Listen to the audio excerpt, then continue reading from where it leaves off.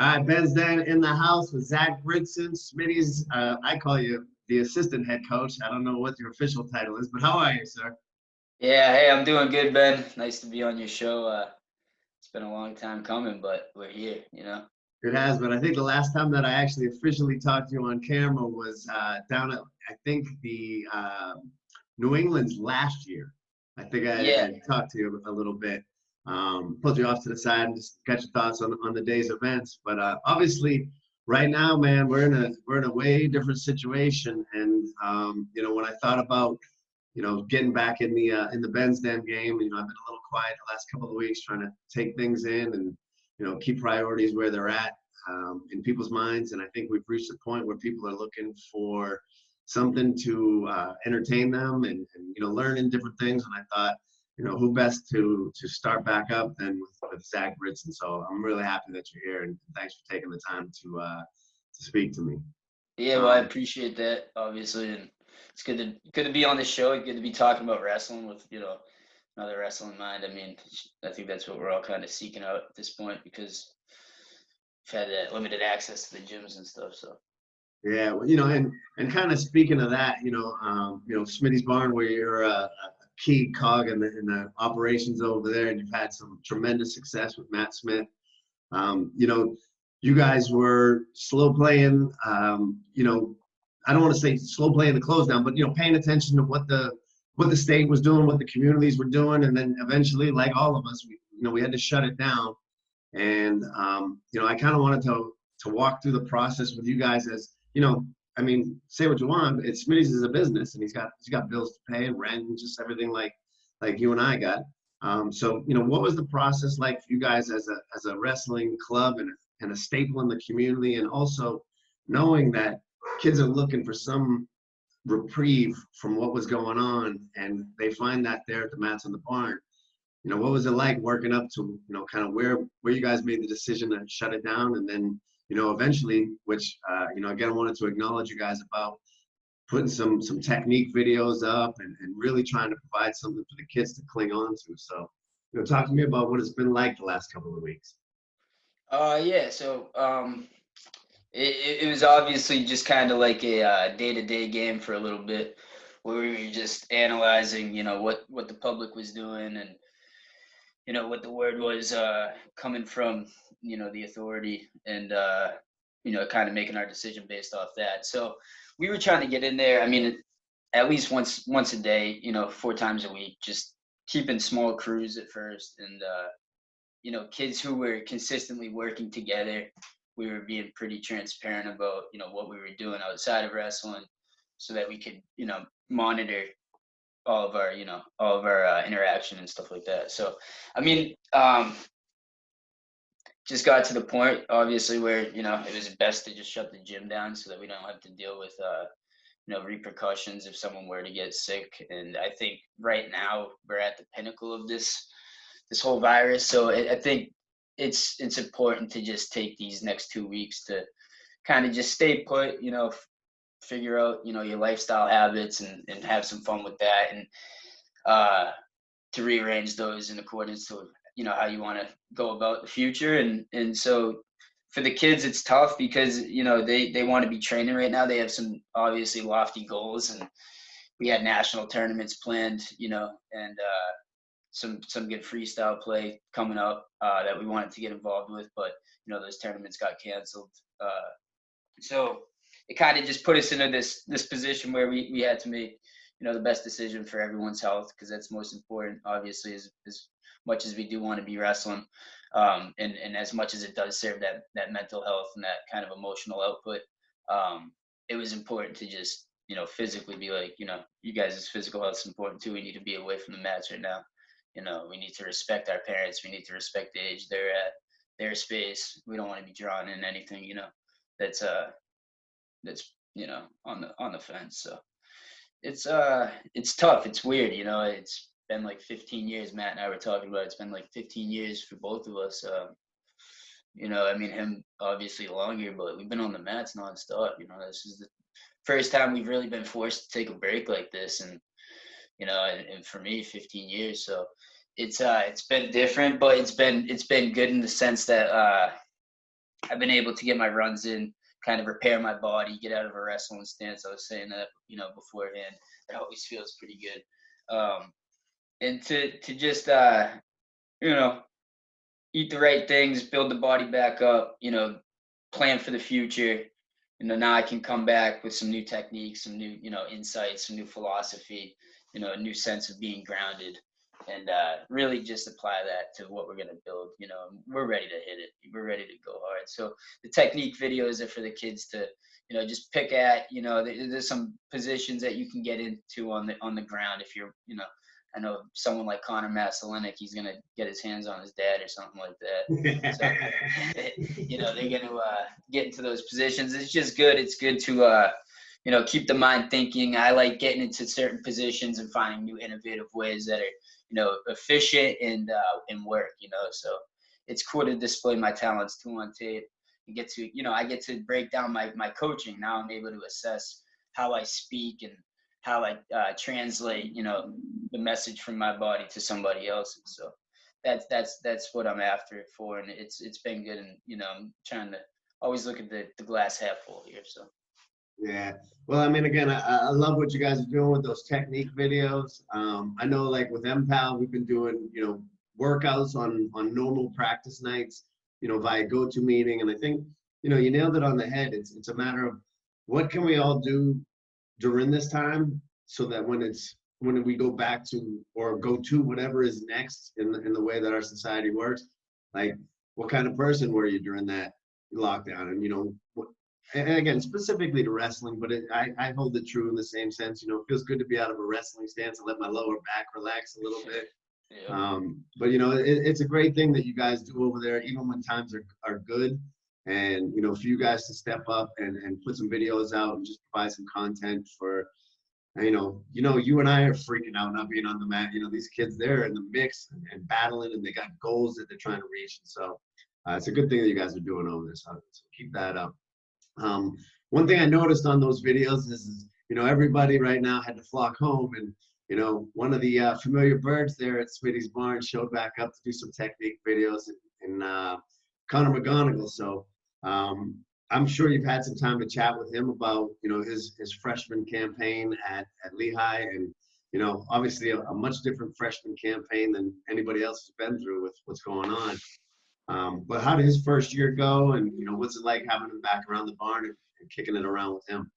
Yeah, he actually got to get down to Lock Haven, I'd say like 2 months ago, 2.5, 3 months ago, something like that, to watch him compete there. So that was cool. I was able to get down there and actually hop in his corner because he's redshirting.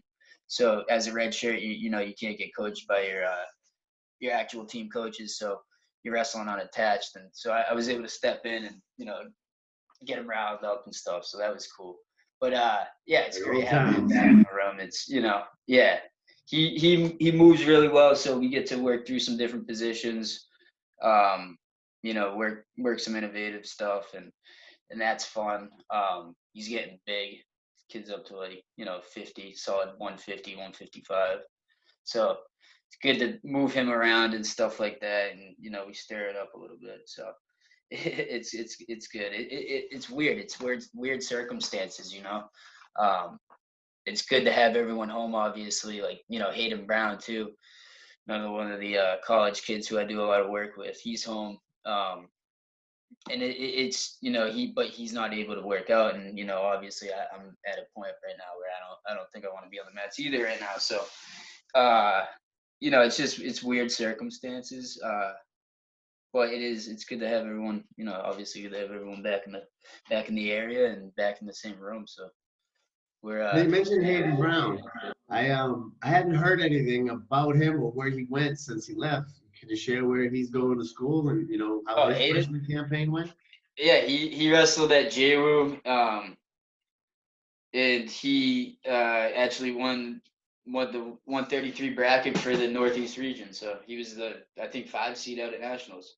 No kidding, so huh? He had himself a good year. I think he took out the number 4, ranked kid in the country at one point, and I think the kid was number 3 and number 4. So he was decking some big names pretty early in the season, and he was he came back, put some work in with me the week before nationals. He's at nationals, about to weigh in. I get a phone call. He tells me they canceled the tournament. Literally, and that's when things were just popping off. So it was so weird. You feel for those kids who dedicate a full season.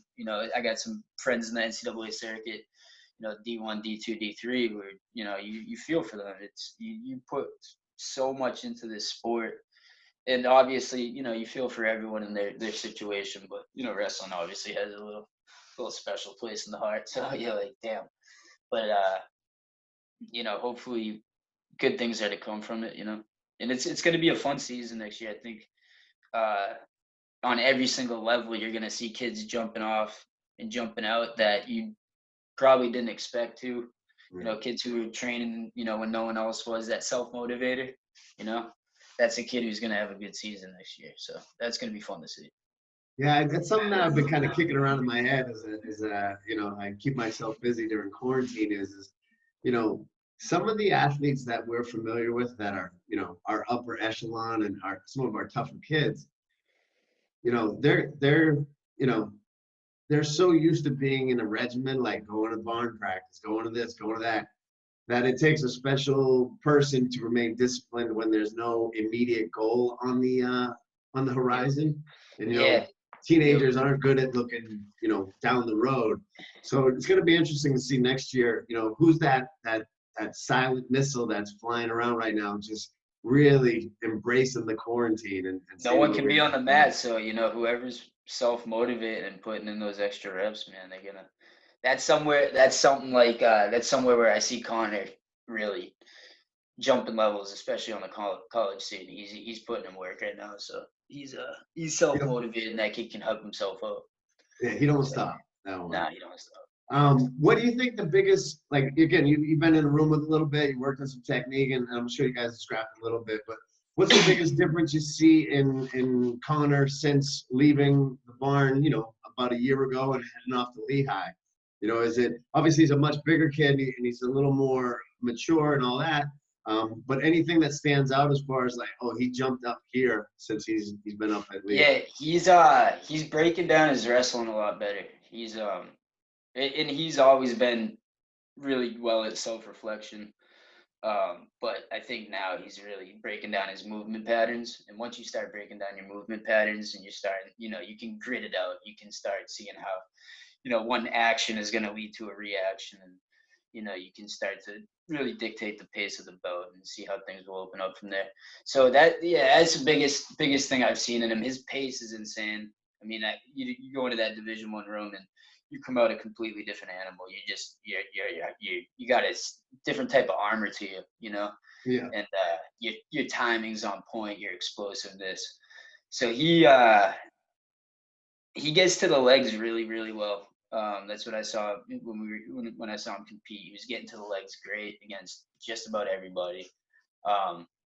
And I think quick finishes at that level is what his focus is right now. And then he's riding really well, putting in a lot of pressure. I think developing a really, solid go-to turn is another focus of his, and just continuous bottom wrestling. So I think he's in great hands at Lehigh. Obviously, it's one of the best programs, walking in America. So it's gonna be cool to see. He's putting in a lot of work with Jeff Buxton too. So Buxton was world team coach at one point. So yeah, I'm excited to see next year. He comes out of that red shirt. Goes in to be a red shirt freshman next year, and really curious to see what his year looks like. Because there's an adjustment period anytime you jump up a level, and when you go from New Hampshire wrestling up to D1 wrestling, that's quite a jump. So it is. It is. In talking with his parents, the one thing his dad said that stood out was Connor came home and was like, "Dad, the hand fighting in here. I used to get booed for this stuff at every place we go around here. There, it's just natural. So that brutality level jumps out. Right. Yeah. It's a whole different ballgame. It's a really amazing culture at that Division I level. It's this sport. Basically wrestled at its and wrestled through a season. At its highest level, which is to me is really cool. That's what builds our culture and Yeah, you got to be ready for battle each and every day. You got another, you got 2 or 3 kids coming at you, every single day in that wrestling room, no matter how you're feeling. So they're trying to get that starting spot as you are, and for some kids, that's the battle of their career, is just getting into the lineup, and then from there it's sky's the limit once you're in the lineup. But you got to Right. battle each and every day for that. It's like like John said, Connor's dad, just hand fighting is a whole different freaking level, man. I remember we wrestled against Iowa when I was at Chattanooga, and we wrestled them, pretty tough in certain bouts, but really flopped over in some others. This was my redshirt season, and Coach made us hand fight for 2 hours in uh, running shoes in that same gym that we wrestled in, trying to push each other from one side of the wall to the other. And he went with one of the kids on our team, and they were straight up fist fighting by the end of it. I mean, uppercut after uppercut, club, and you pick each other up after something like that, and you kind of, that's the key, is you can drag each other into deep waters, but you got to be willing to dry each other off. You got to be willing to throw the towel their way and say, hey, bro, good shit. Let's get out of Yeah. here. Yeah, it's crazy, man. You got to get into those positions where, like, I was in the military, and so you gotta do these crazy things with your people, and you got to push them to the point, just like you would like an enemy or an opponent, and then afterwards, shake hands and go hang out together. It's a Yep. crazy Yep. breed we are. You got to be able to have fun doing it too.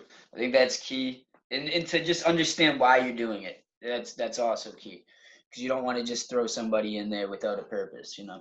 Right. All right. Well, let's back it up a little bit.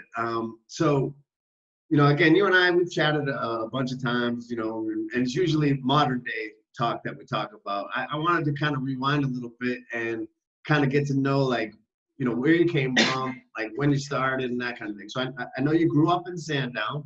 I know mom was a yoga teacher and kept you very grounded. But, like, when did you get started? What was childhood like, getting ready to get into wrestling? Like, lead me to, like, how you got.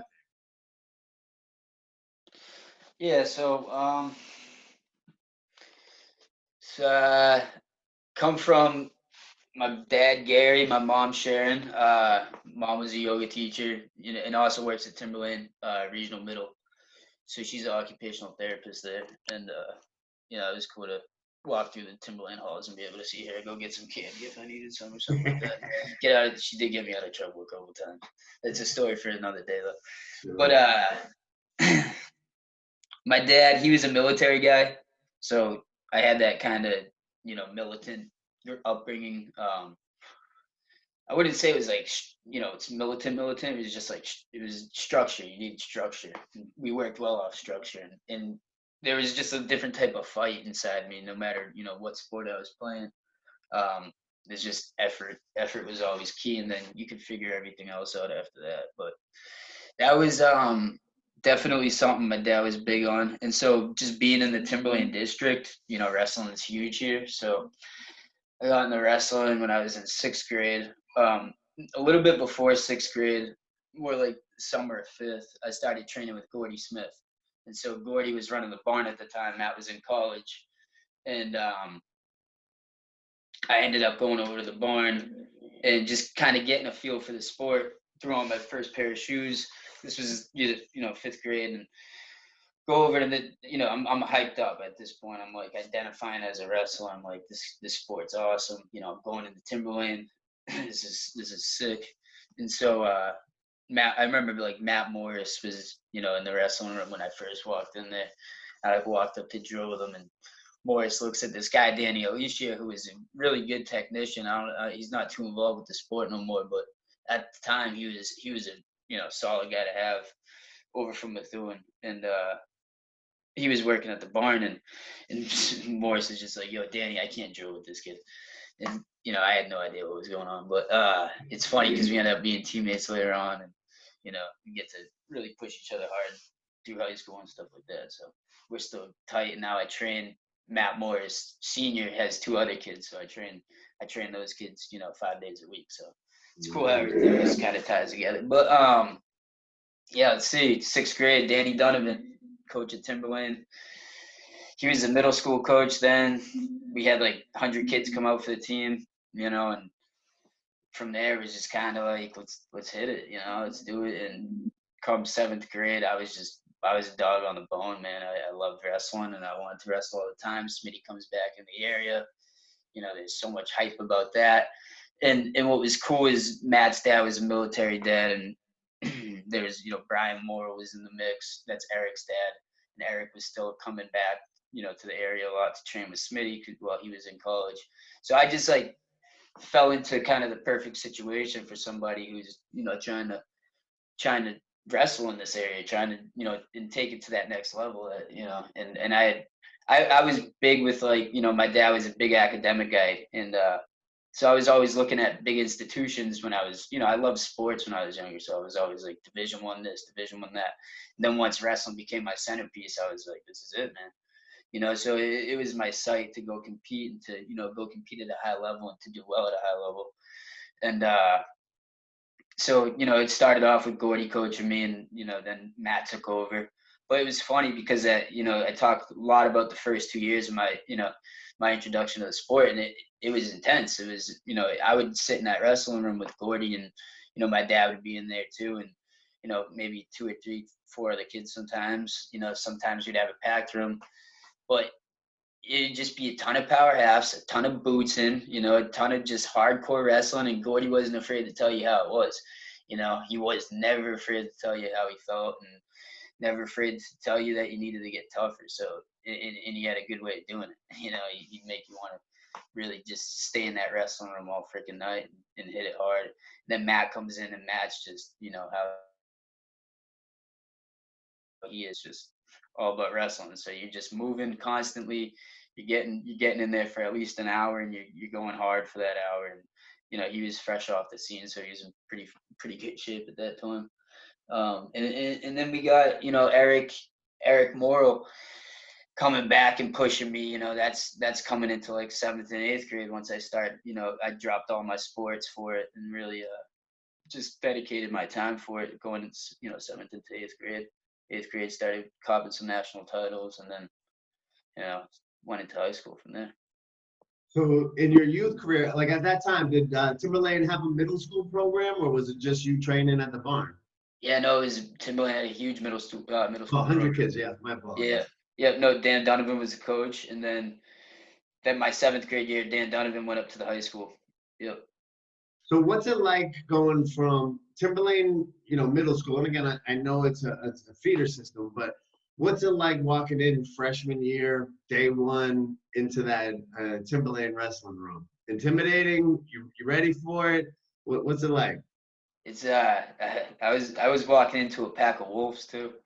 Cool thing about the high school teams that we wrestled on was that we won from my 8th grade year, we won New England's all the way into my senior year. And so that was a 5-year span, where we won New England's, and no one's ever done that. So you were surrounded by just high level New England wrestlers and kids who could perform on the national scene. But what was also cool was we all grew up together. So, there was no limit, there was no limit on what the ceiling was. We were just pushing each other every single day and just going hard. And we all saw each other's ups and downs, lived it with each other and felt that out. So walking into that room it was cool, man. I was confident. I felt good. I was, I had a lot of energy. Little confidence in my step. So I had no problem walking in there, but I fit the mold, I fit that mold well. And I think that was a good approach. I definitely learned some lessons as things unraveled for damn sure. My first tournament at Lowell Holidays, I only beat this kid 7-3. And I was, so on my high horse, I smack his hand, and ref pulls me back. I smack it again. Ref ducks a team point. And this is at Lowell, and I don't understand the significance of Lowell as a freshman. And, I understand I want to win. That's the only thing I'm focused on. And I'm pissed that I don't major this kid. So, but not thinking about the repercussions. They dock a team point, shoot, grabs you by the neck, definitely let me know that that will never happen again. So, Yeah. yeah, I came in there with a good confident approach, but it was awesome to just be a part of that culture and that team, that tradition. So looking at your freshman year, you're a four-time state champ, so you obviously cracked the lineup and you're wrestling in low. What was your freshman year like, credential-wise? Like, did you win low? You obviously won states. New England's like, what was your freshman season like? Some ups and downs, or was it mostly Yeah, ups? freshman year was wild. It was a wild one. I put a lot into the sport and was living a pretty, really disciplined lifestyle, running every day. Um, just wanted it. Slow holidays. I walk in, have a pretty solid tournament. Take second. Lost to Sam Shames, who I had beaten the summer before, so I was super frustrated about that. And I wanted to be like a four-time undefeated New England champion. And so right then and there, you know, it was that's not possible. So it's cool. It makes my goals realistic. So you go back, you rearrange, and but obviously still aiming super high. And now a little bit of the pressure's off. I'm my own guy. And that was kind of me wanting to match Matt's accolades, but I'm my own guy, so I have to walk a different path. And so that was just kind of the first part of that. And yeah, I ended up wrestling a really solid season. I made it, to Beast of the East blood round. No, two. I lost a match before the blood round. So, I went forward to a Beast. Had some really solid wins there. Lost to some. I lost to two real solid kids also, and kids who would, I end up competing against for, the next, 5 to 10, 5 to 6 years after that. So, got a good experience in there. Go to states, wrestled the Nashua South kid Pat Tarrant in the finals, and I was just locked in. I was lights out. Got on top, got my takedown, analyzed. I always knew what kids were. I knew their tendencies. You can never predict what someone's gonna do, but you can analyze someone's tendencies and see what they like to do. And so, figured out his game plan, got my takedown, collected that 2-on-1 and started hitting some tilts. And it's cool because I was always really aware of how I was wrestling on the mat. And then I go to the MOC tournament. So I was a 4-time D1 state champ, but a 3-time MOC. And so my freshman year at MOC's, one of the bigger losses in my career was against this kid Tanner Burke. And Tanner was a game competitor. He wrestled a lot, came into the barn and wrestled literally with me every single day. And we were competitors, until we grew apart in size. And, then we became pretty good friends. And, but, he locked me down. He shut me down. Another kid who's, really smart, could figure out a match, figure out a game plan. And, I still remember he just shut me down. I couldn't get a takedown going. And then he got a stall call. Or I think he beat me 2-1, 2-0. But yeah, he shut me down. I was so frustrated I couldn't get a takedown. But have to swallow that pretty quick. And I made a scene obviously after. I was pretty hot-headed, so I'm running out of the gym. Finally collect myself, calm down, battle back. They let me in the tournament. I take third, and then this is when the fireworks kind of start to happen. I'm at New England's freshman year. At this point, there's no freaking pressure. None. It's just go wrestle as hard as you can, and that's when I wrestle the best, obviously. And I think that's everyone. When you're just feeling it, you're not thinking, you're just doing, and you're confident. And so I was always confident, never lost that. And so I go out to New England's freshman year and rally off a solid win first round. Then I have this kid from Maine who is really tough, Gage DeRozier, and we get into this like scrap match where he throws me, I throw him, he throws me, I throw him. And I think the score is like 10-10 at this point, and it's like not even halfway through the second period, and we're both like just like looking at each other rattled, just like both of us knocked our heads at least once or twice. So it was one of those matches, and next thing you know, my hand's in his mouth and he's biting down. So ref sees that, calls the match, and the kid gets DQ'd. And so I go into the court, or so at this point I go into the quarters, yeah, and I wrestled this kid Ross Spencer who won Fargo, and he was rugged. He was really tough. He was short, stout kid, and I just got my offense going and threw in some boots and didn't let him, bring his shoulders home. It's one of those matches where you just have Yeah. to, put up some points on him. So then semifinals, I'm wrestling this kid Chad Roberts, who's ranked, in the country at the time, and he's big. He's a monster at 103, and New England's back then was 103. So, and then you get that +4 allowance. So this kid was coming down from like 25, 30. It's huge, and kids cut a lot of weight back then, and those days. And so this kid's whooping my butt. He beat me like 10-2, third period. I just remember looking at Coach Chu and he just neutral. And so he's just like, go, go, nonstop. Take down, let him up, take down, let him up, take down, let him up. Match gets to be 14-8, and I'm looking at the clock and there's 20 seconds on it, and I just bait my right leg out. He shoots in. I just go across the throat, dig out an underhook. He picks me up. He's walking around the mat with me on his shoulder, and when he goes to put me down, I just planted my feet, popped my hips as hard as I can, and hit him with a flying cement mixer, and ended up, it was so freaking tight. The second he touched the mat, he was stuck, and so I pin him, and whole freaking place is electric. Everything's shaking. Can see the lightning in the air. It was awesome. It was a good moment. And then I go into the finals and I wrestled this kid, Shadila Riviere from Rhode Island, who I just couldn't figure out for some reason. He had such a slow, methodical pace compared to me. And he was strong and stingy on the wrist. And I was just a high flyer. He was a judo kid, and so when I try to go upstairs against those kids who were good with that upper body stuff, it was Yeah. dangerous, or nothing was going to happen. Whereas against most kids, I felt comfortable in a 50-50 leverage battle. So that was that was freshman campaign. So freshman year, it seems to have worked out pretty well for you because again, looking into some of your action through your high school career, 2009 looked to be a pretty big year for you, which I believe was your sophomore campaign. Yeah. 2009.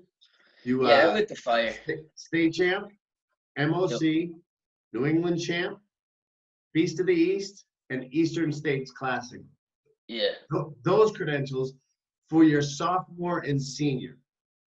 So tell me about sophomore. Obviously, you learned some lessons as a freshman and corrected some things and kept adding to the arsenal because 2009 was a kick-ass campaign. So, when you get to that level, it's little adjustments. So, going into that off season between freshman and sophomore, and again, Coach Chu, he's a genius when it comes to wrestling, and he's been around it for so long.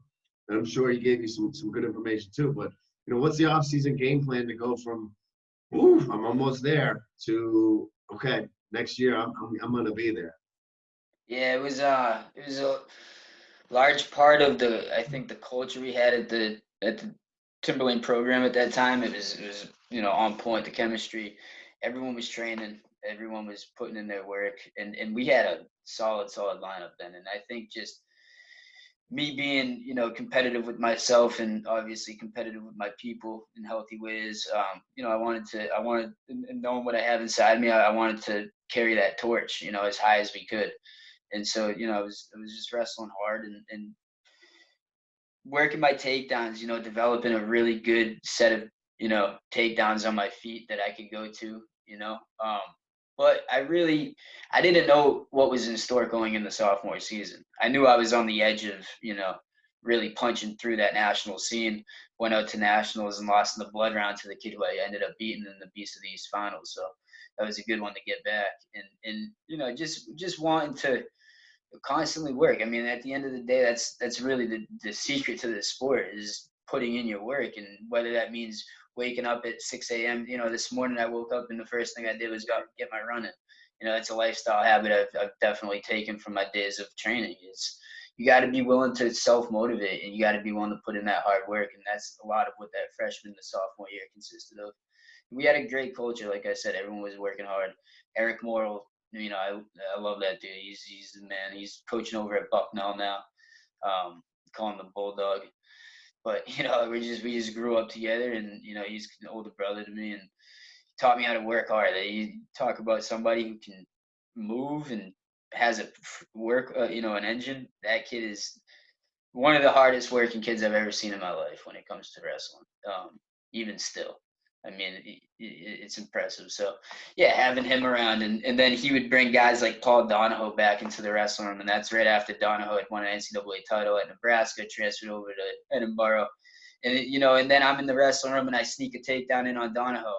Then the next thing, they might have been out drinking the night before, but hey, takedown's a takedown, man. So I get a takedown in on an NCAA champ when you're a freshman going into sophomore year.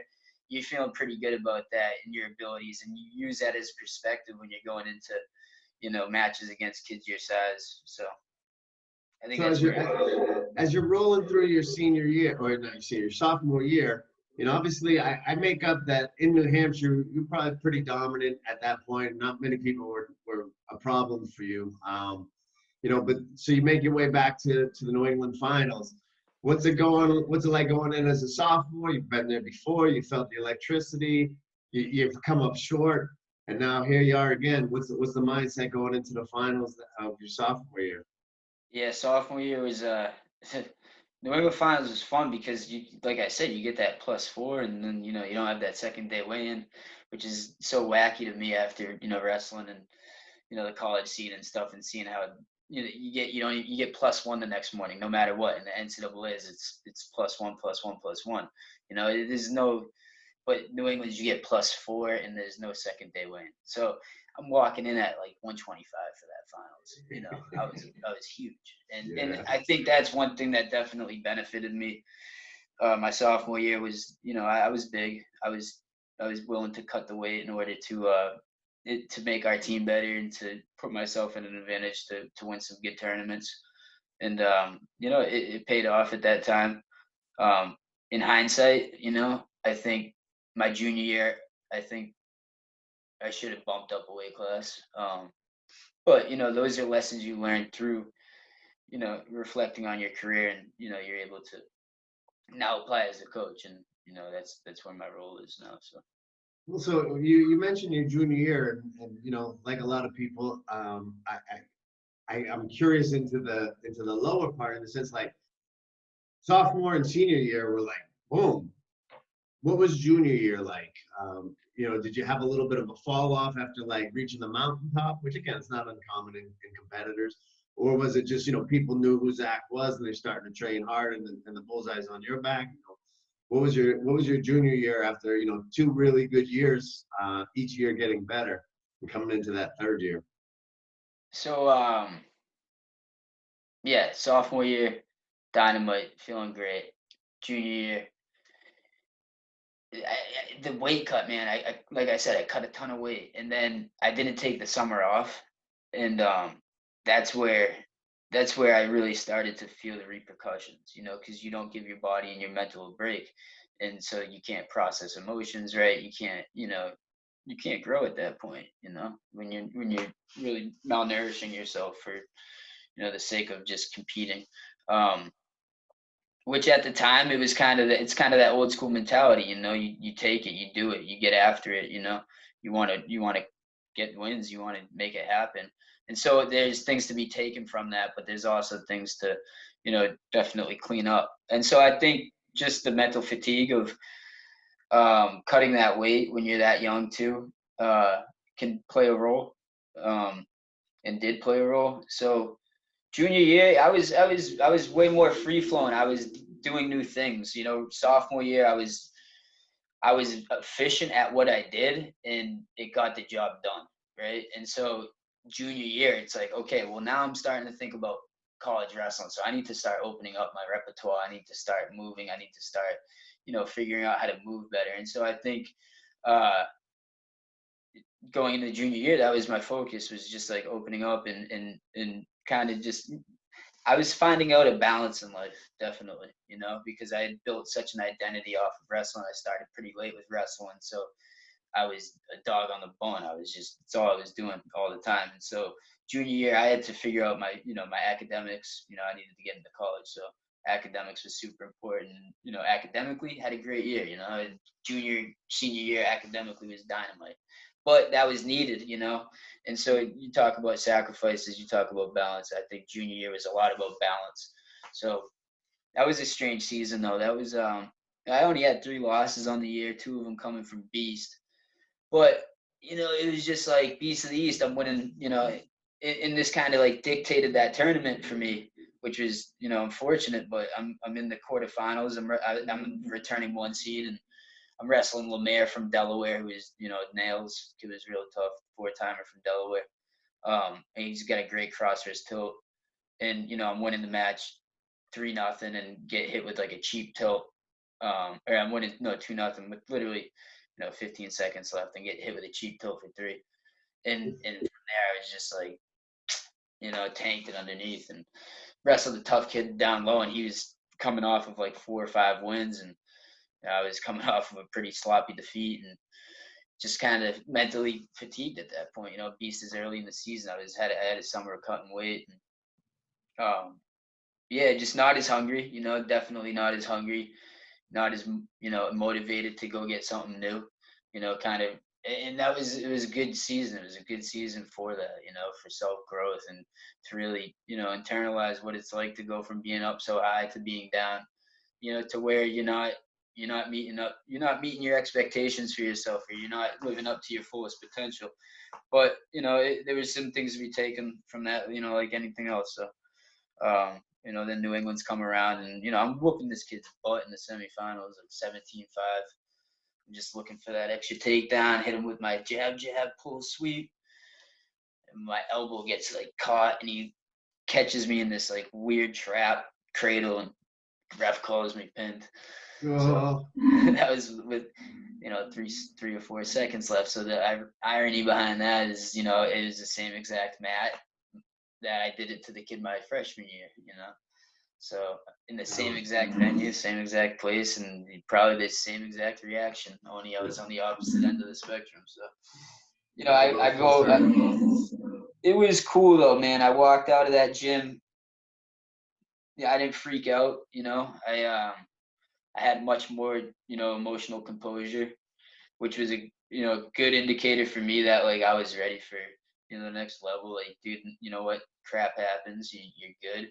Pick yourself up. You go for a little walk if it's snowing out, whatever. I'm walking outside, and Donovan comes outside and just was a real man at that moment. He's just like man to man, just like telling me what I needed to do, and you just look at him and you take that advice and you listen, because you're at a moment where you're seeking something, you're seeking some advice. You just had a pretty emotional defeat, and people like when the Timberland ship takes a hit. So it was time to get back in there, put the T on my chest and get to work. And I wrestle, Andrew Goth here in the Constellation semis, and he hits he goes out there, he shoots a double leg on me, and I just caught him with an over under, pancaked him to his back. And then he shoots another one, pancaked him to his back, and then he shoots another one, pancaked him to his back. That was just kind of the mentality that took course from there. Was that match after I lost Constellation semifinals?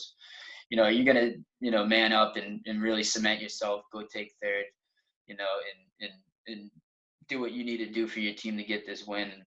That's what I did. And then that mentality of that match right there, end up taking third. That mentality was what definitely drove me going into senior year. And senior year was just like, okay, I got this figured out. I got 3 years under my belt. I was already analyzing hardcore freshman year. So, how my mind works, it's, I've got this thing figured out. And then it was just discipline from there. Just stay in the course, not wanting to socially interact as much as I was junior year, not wanting to, I knew what high school was about at that point. I had my grades and my academics figured out, my study session, my run. It was all about structure, routine and structure, which I think I lacked junior year, but that was because of some mental fatigue and, just curiosity, Yeah, well, it's also the natural progression of growing up is, Exactly. you can't redline it the whole way through your life. It's going to be you downshift and 100%. get a little lazy, you grind a gear here and there type of thing. But, when you're in your junior year, you know, having a couple of things, right? Great success the first 2 years. Um, some big wins, some big losses. And then, so when you're in your junior year, are you distracted or being entertained with like college, recruiting? Because not many people, including myself, know much about college recruiting process for athletics, never mind wrestling, which again, we're still a bit of a niche sport. There's limited scholarships. But are you in conversations with coaches at that point? Do you start feeling pressure like, geez, I really got to perform because there's college coaches at this tournament or that kind of thing? What's that like in your junior year? Yeah, I think well, recruiting when I was in high school is a little different than it is now. It's with flow wrestling and with all the media outlets, there's so much good stuff that goes with recruiting. So it was getting to that way, getting to become that way when I was um, a senior going into my freshman year of college. Uh, but it was more just letters, a lot of letters, simple phone calls, and you didn't make your commitment until like the end of your junior year. I didn't. For some kids, that was super early. If you committed the end of your junior year, it was like you basically grew up training at that school, and it was a sure thing. Everyone knew that you were a product of that system. So there was that, but there was no like sophomore year commits or freshman year. It's kind of insane in that sense. These kids are usually making some pretty impulsive decisions, I think, early in their life, and you don't want to allow them to just start being able to verbally commit to colleges when they're freshmen, sophomore, juniors. I just think it's sloppy for the sport. But it was a lot of just phone calls, letters. I had Eric on the Division I scene, who is a great scout for me in the sense that like he would tell me if I'd fit in at that program or not, and with what they had to offer. So it got to the point where I was looking at Rutgers, Lock Haven, Bucknell, um, Virginia Tech, and then Chattanooga kind of came out of nowhere. It was actually at UVA.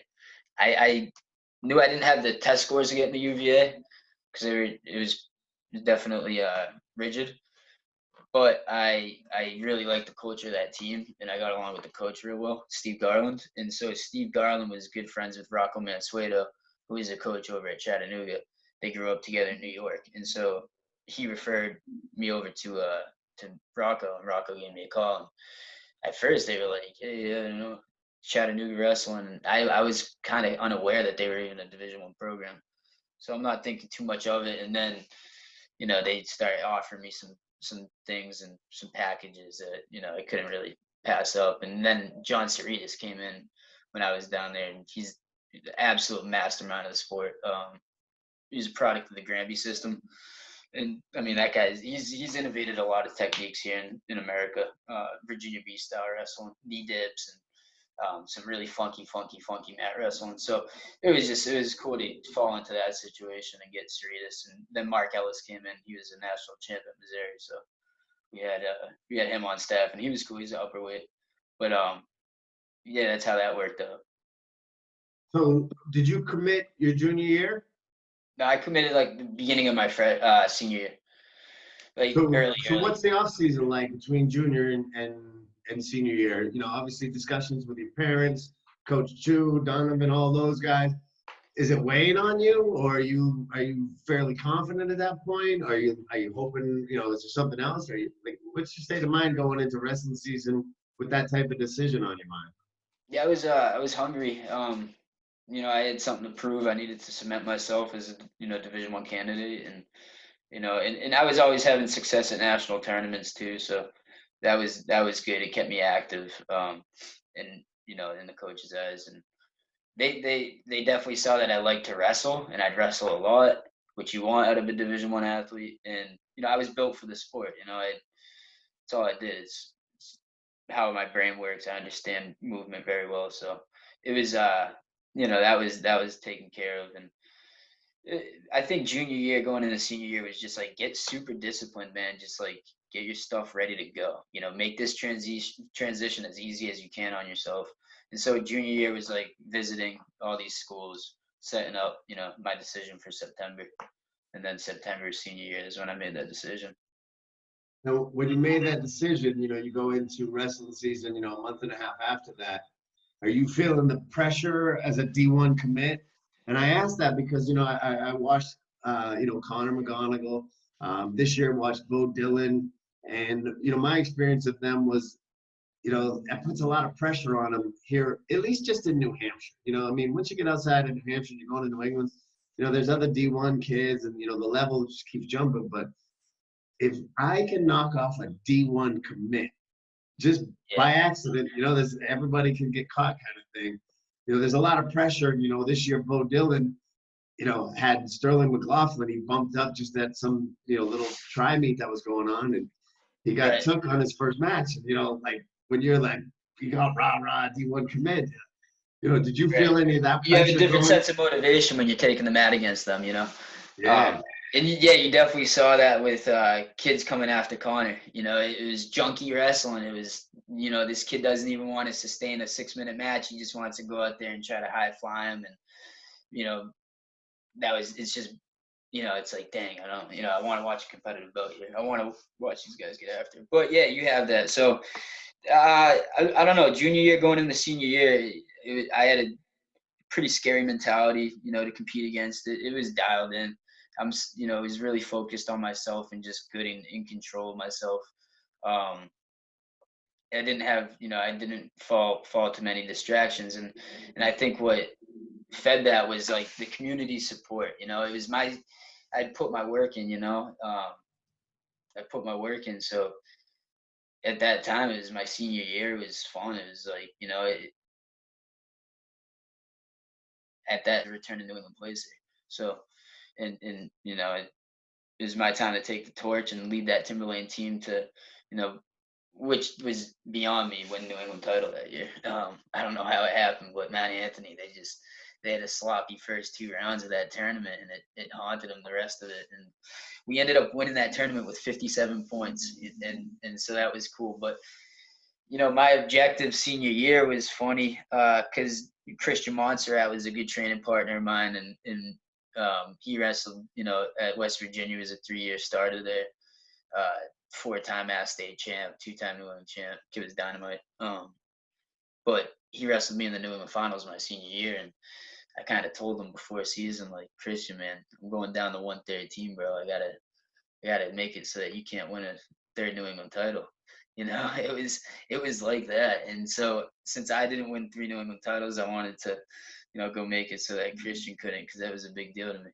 And but that, it was a joke at the time, but it was kind of like, this is kind of what I'm after. And I wanted Adam Corey to have his best chance to do his work in New England's too, and he ends up taking, what did he take, fourth that year? And so him taking fourth, and then Luke Moyer beat this kid Joey Page, who he hadn't beaten, 4 or 5 times, ends up beating him in the blood round at New England's and takes fifth. So we won the tournament with me winning it, Adam taking fourth, and Luke taking fifth. And that was just like, no way they did it again. And so I think senior year, I didn't give much of a rip. After I committed, I was like, hell yeah, I'm committed. I'm going a good package.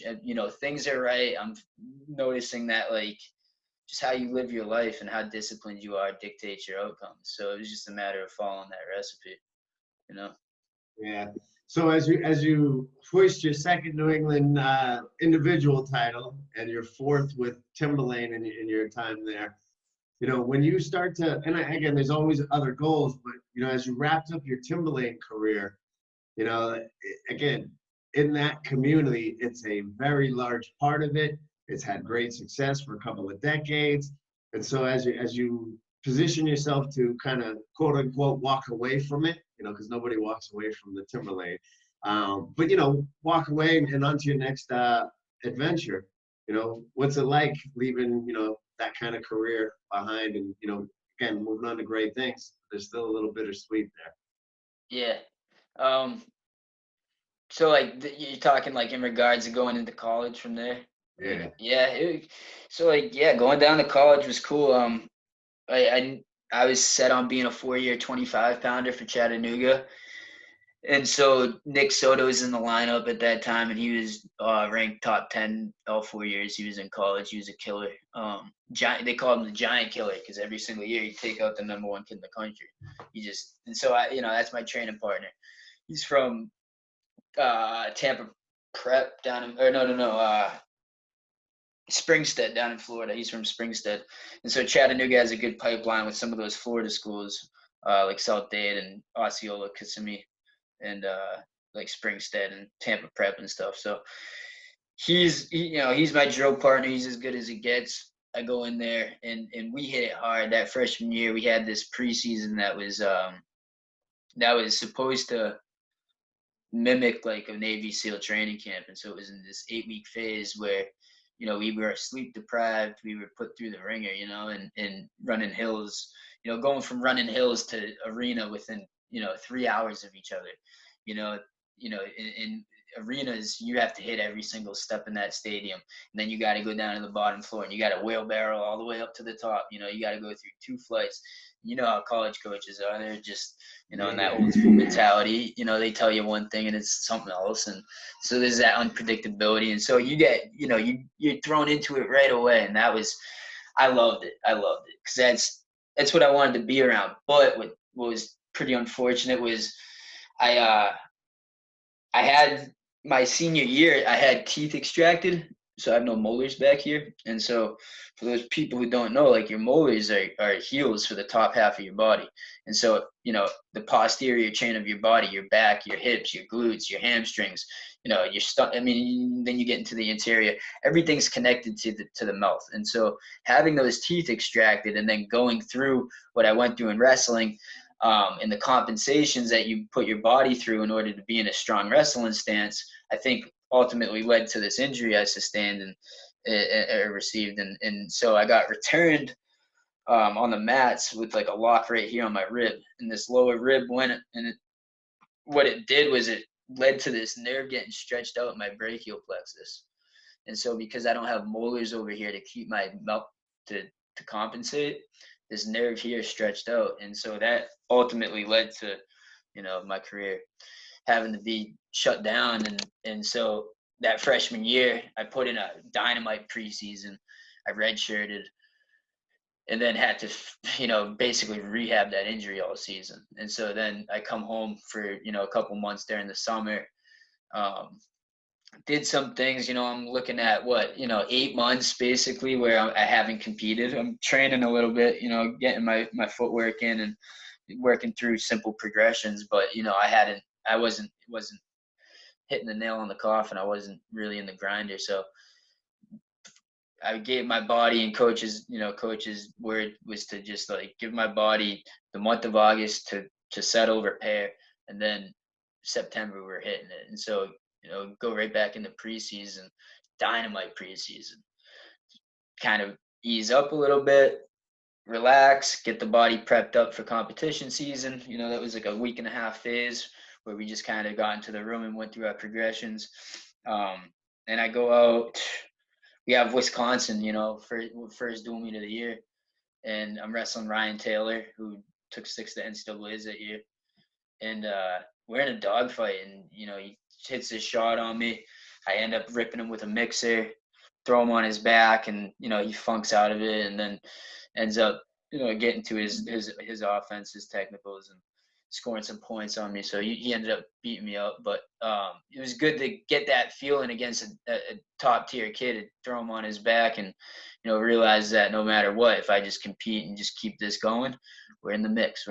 And so over the, thinking long-term over the next couple of years, we're gonna have some fun with this style, man. And that was it. I wrestled Soto in the wrestle off and only lost to him, 9-7. And that was in the pavilion in front of, a lot of people who knew Nick Soto was that guy. He was the giant killer. And, I went out there and put up 7 on him and just wrestled. I didn't give a rip, And so it was good to see. I got a lot of good support from the mocks after that and the community of Chattanooga. But go out there at the Virginia Hokie Open.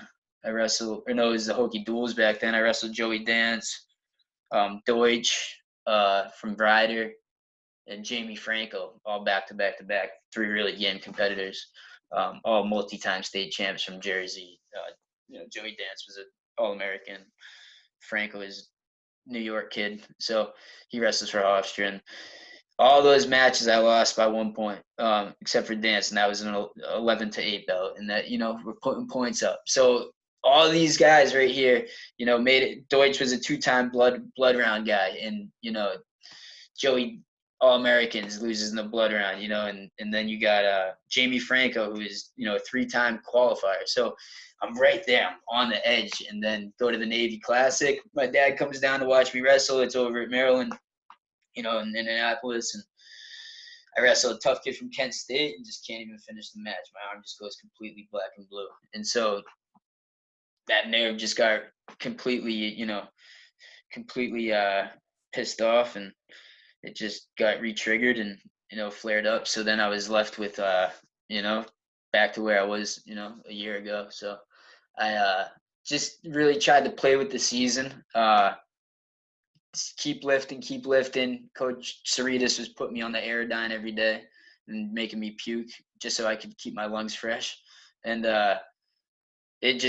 they were trying to get me ready to go for SoCons, and they were just going to throw me in because I gave the team the best opportunity, just because of the if factor. I could put people on their backs and stick them, and that was some good energy to have. So there was a hope that was going to happen, but 2 days before SoCons, I went in for a private with me, Soto, and Cerritos, and by the end of that workout, my arm was black and blue. Cerritos was just basically saying he's never seen that before, and we need to go get answers as to what's going on here. So from there, it was just a bunch of testing, and like I went and got my EMG test, and that's basically what determined what the hell was happening, because I had seen specialists, what's happening with my shoulder, but it was all neurological, so there's nothing that they could do, and it came down to if you want to fix this, you got to go do it yourself. And so that's where I kind of put my call out, I call it my call out to the universe. And that's when I went, to Springfield, in the hopes to compete Division III, but also I wanted to study, medicine. I wanted to study the human body and figure out how I could fix this, because it just made no sense to me, so that's what led to that, that whole journey. But yeah, it's college and a wrap. And then Springfield, go over to Springfield. I wrestle, I have a huge weight cut down to 125. Wrestled in the Doug Parker, won that tournament. Had some things going on outside of, wrestling that were just kind of indicators to leave school and go focus on what needed to be focused on. That was just fixing up. So. Yeah, and I make up by that point, what, probably 8-9 years in on the wrestling game at that point? Yeah, Yeah, and just about. Based on how you approach it, it's 8 solid years. Yeah. So the body, and as you've learned, going to school and taking, you and I talk about this kind of stuff all the time, how to take care of the body and the mind and how they're connected. Right. And so, it's one of the things that I think, while it may have cut your athletic career short, from a competitive point of view, I've watched it in your coaching career really serve you very well to take care of your wrestlers, and we say it a lot of times, when we talk, that's the old school. And there's a lot of great things about the old school.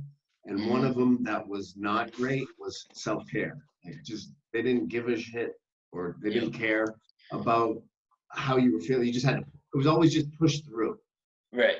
And now we push through as we take care of things. And so I think that's one of the greatest things that you've acquired on your journey through all that is what I see you giving to those kids in that aspect.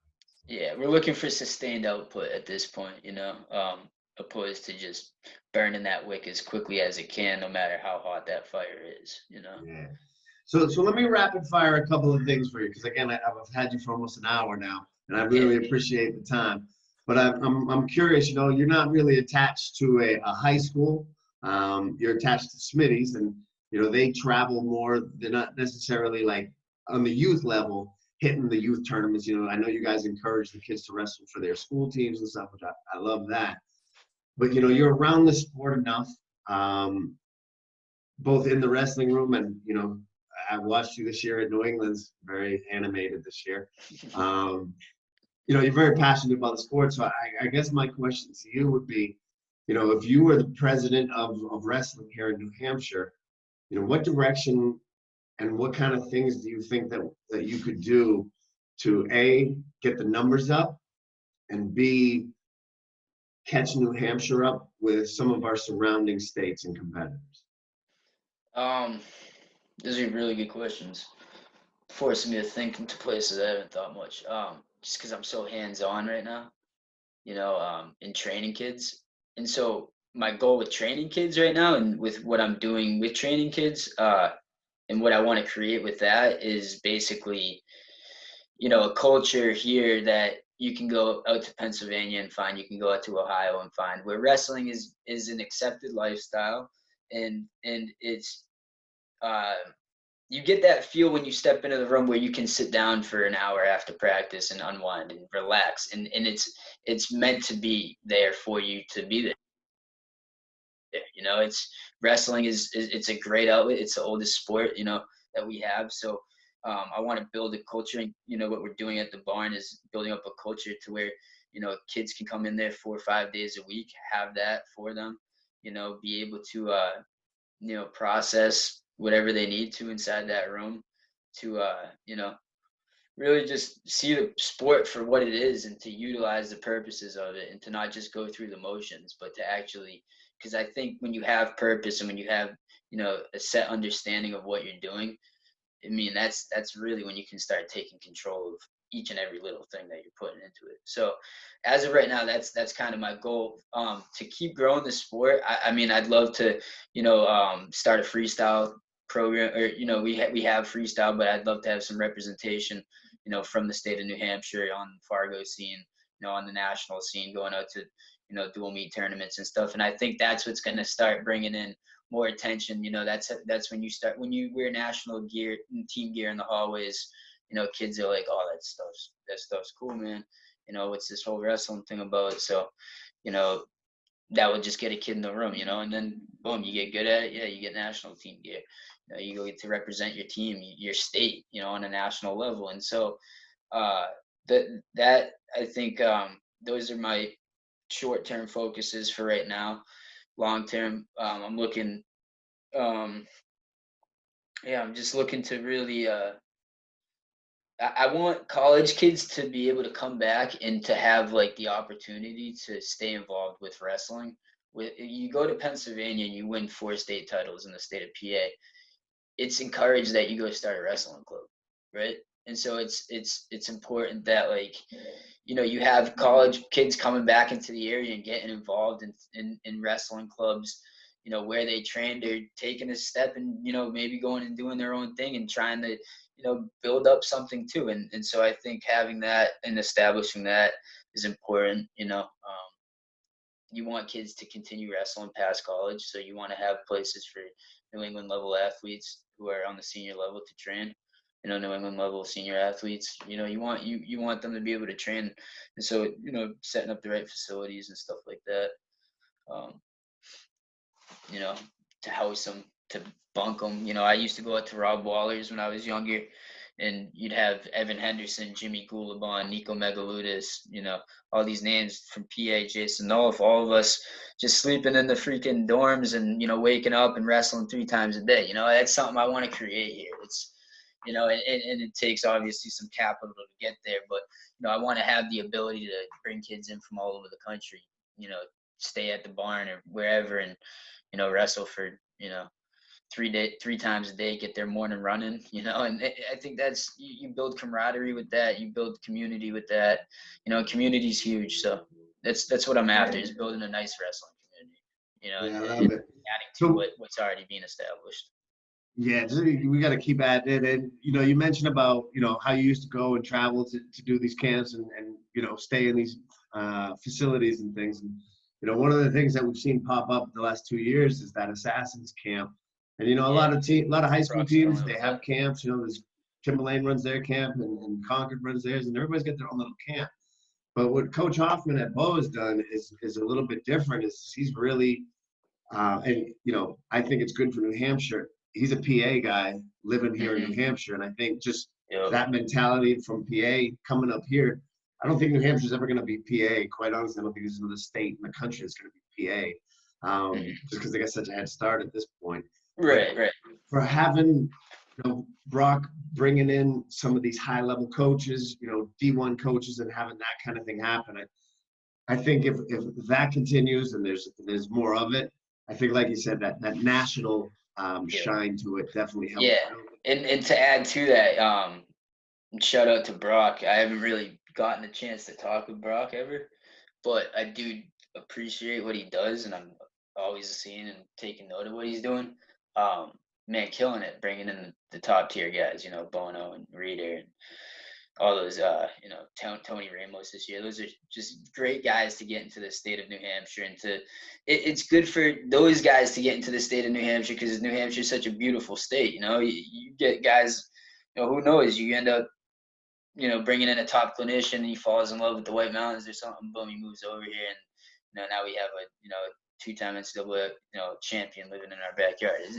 Those are the things, and I think right now we have like Andy Rovat coming into the barn, and Rovat was a 2008 Olympian, just an absolute awesome guy, like living down in Hingham right now, working for Joe DeSena. Joe DeSena owns Spartan Race, and so they're bringing their kids up to the barn. And now that I'm working in conjunction with Rovat, man, it's just set a whole new series of inspiration. And another thing is like bringing in. I got good networking with like Eleazar DeLuca and Anthony Ashnall, and some top guys who just did it.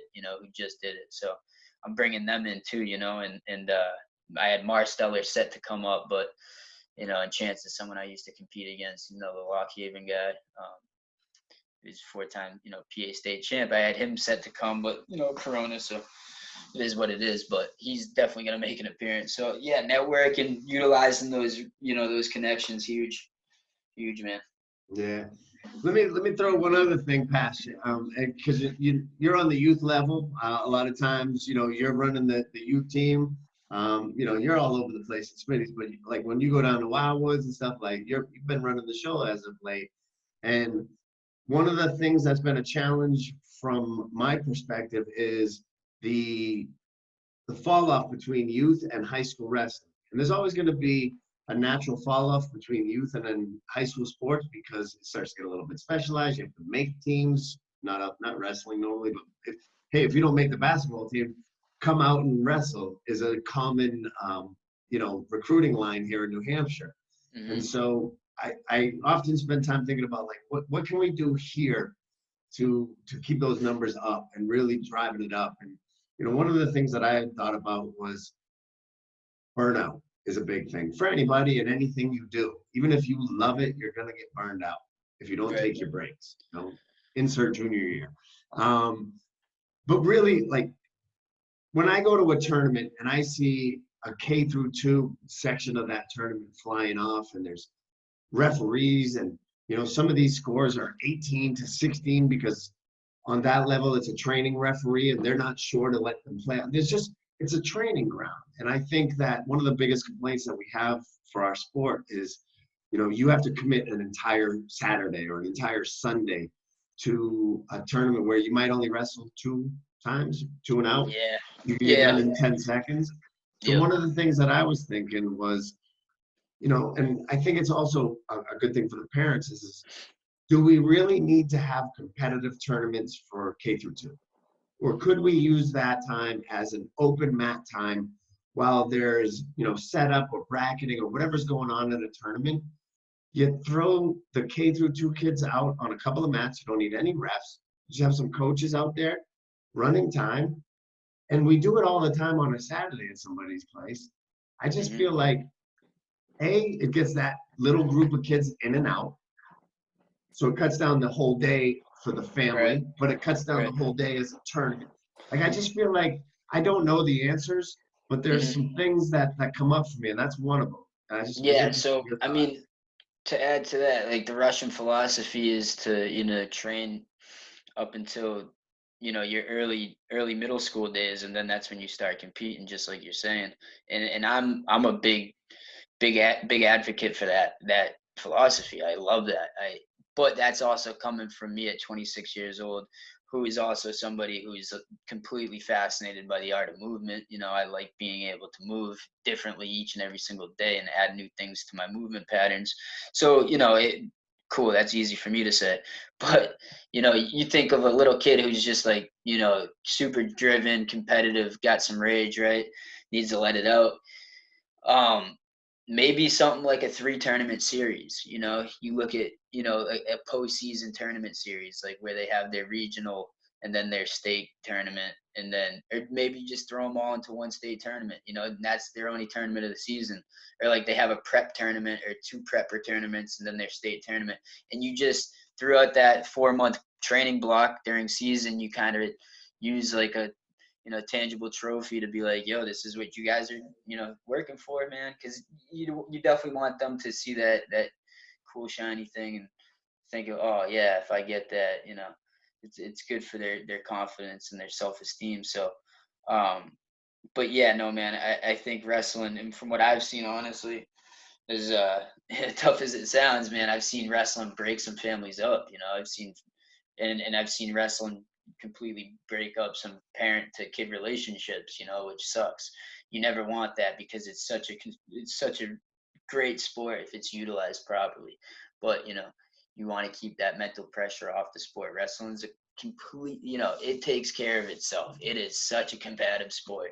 We do not need, you know, added stress from parents coming into play, and parents who didn't walk that path thinking they know, you know, how to do it, you know, which you do see sometimes. And that's unfortunate because it can really break a kid. And there's no reason for that, man. This is a long journey. You know, I know you want your kid to go win every match he steps into, but, you know, it's not up to you, and it's not up to your kid. You know, it is to an extent, but he's got to go through his own path. So that's important too, you know. I agree. I think we're on the same page that there's definitely some tweaks that can be made, and you know, something that we're always talking about as a community. And I think the more communication that we keep going, you know, the more we can affect some change. No So, doubt about it.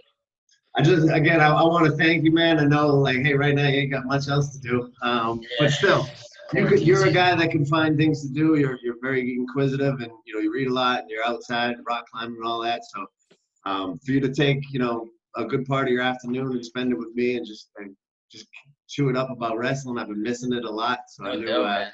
I wouldn't be disappointed in talking with you. So, Yeah, um, I appreciate you having me on, and, you know, I'm excited for, you know, what's to come, and I'm excited to work in conjunction with all you guys, and, you know, to be at a point in my life where I'm ready to do so. So good yes, things to sir. come.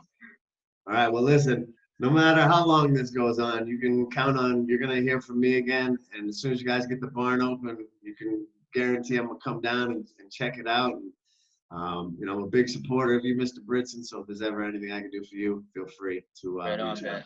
Same goes All right. back to you, man. Thank you, sir. Hey, All right, always a pleasure. And we'll see you on the mats. sounds good, bro.